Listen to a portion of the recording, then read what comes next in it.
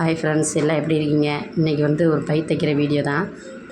இந்த பையில் வேலைப்பாடுகள் அதிகம். ஒரு ஆள் கைப்பிடி வச்சு கொடுத்தாங்க, இன்னொரு ஆள் கெஜெட் வச்சு ஜிப்பு வச்சாங்க. 2 பேர் தான் இந்த வேலையை பண்ணாங்க. ரொம்ப கஷ்டப்பட்டாங்க புரிகிறதுக்கேவும், முதலேவும் ஸ்டார்டிங்லேயும். அப்புறம் கொஞ்சம் ஓரளவு வந்துருச்சு. அதனால் தைச்சிட்டாங்க. இந்த வீடியோ ஷார்ட்ஸாக போடலான்னு நினச்சி தான் நான் எடுத்தேன். அது என்னடனா லாங்காக போச்சு. ஃபுல்லாக காட்டணுங்கிறக்காண்டி உங்களுக்கு வீடியோவாக போட்டேன். பார்த்து எப்படி இருக்குன்னு சொல்லுங்கள் கமெண்டில். இந்த வீடியோவில் இன்னொன்று சொல்ல விரும்புகிறேன். என்னென்னா, நான் கல்யாண ஃபங்க்ஷனுக்கு போயிருந்தேன் இல்லையா, அங்கே பாதி வீடியோ தான் போட்டிருந்தேன். ஏன்னா ஃபுல்லாக கவர் பண்ணலை.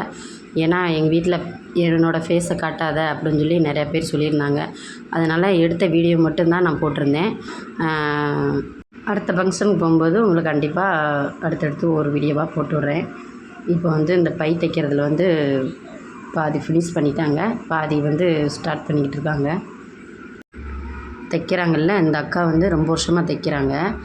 இவங்களுக்கே புரிப்படலை இதை எப்படி தைக்கலான்னு. அப்புறம் அவங்க ஸ்டைலில் தைச்சாங்க. அப்புறம் கொஞ்சம் ஒரு அளவு புரிஞ்சிருச்சு. புரியந்தான் எங்கிட்ட சொன்னாங்க இந்த மாதிரி தைக்கணும் அப்படின்னு சொல்லிட்டு. சரி, அப்புறம் தான் ரொம்ப நேரம் கழிச்சு நான் வீடியோவே எடுத்தேன். ஏன்னா அது வரைக்கும் எனக்கு வீடியோ எடுக்கவே வரல. அவங்க கொஞ்சம் நேரம் கழித்து வாப்பா அப்படின்னு சொல்லிட்டாங்க. அதனால் நான் சரிங்கக்கா அப்படின்னு சொல்லிவிட்டு நான் என்னுடைய வேலையை பார்த்துட்டு இருந்தேன். அதுக்கப்புறம் இப்போ தான் கொஞ்சம் வருது, வீடியோ எடுக்கவா அப்படின்னு சொல்லியிருந்தாங்க. அப்புறமேட்டு தான் போனேன் நான்.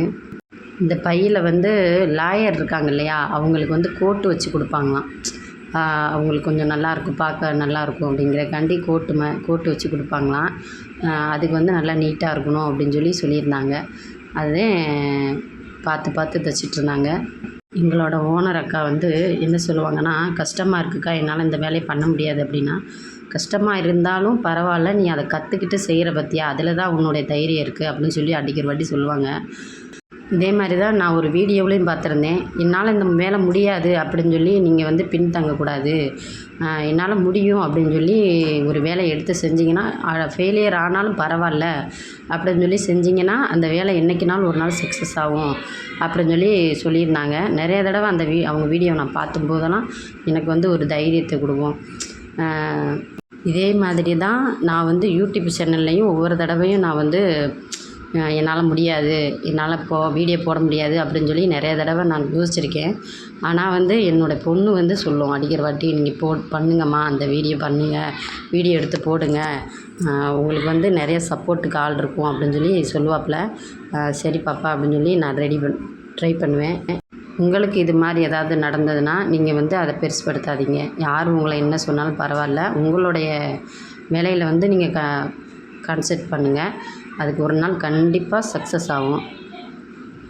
இந்த பையில் பாதி வேலை முடிஞ்சு. இந்த வீடியோ பிடிச்சிருந்தால் லைக் பண்ணுங்கள், ஷேர் பண்ணுங்கள், சப்ஸ்கிரைப் பண்ணுங்கள், பெல் பட்டனை கிளிக் பண்ணிக்கோங்க. பார்க்க எவ்வளோ அழகாக இருக்குன்னு பார்த்தீங்களா? ஒரு சூட்கேஸ் மாதிரி இருக்குது. எனக்கே ரொம்ப பிடிச்சிருந்துச்சி. பை அழகாக இருக்குக்கா அப்படின்னு சொல்லி என்னோட ஓனர் அக்காட்ட சொல்லியிருந்தேன். பார்க்க எவ்வளோ அழகாக இருக்குன்னு பார்த்தீங்களா? பாய், அடுத்த வீடியோவில் பார்க்கலாம்.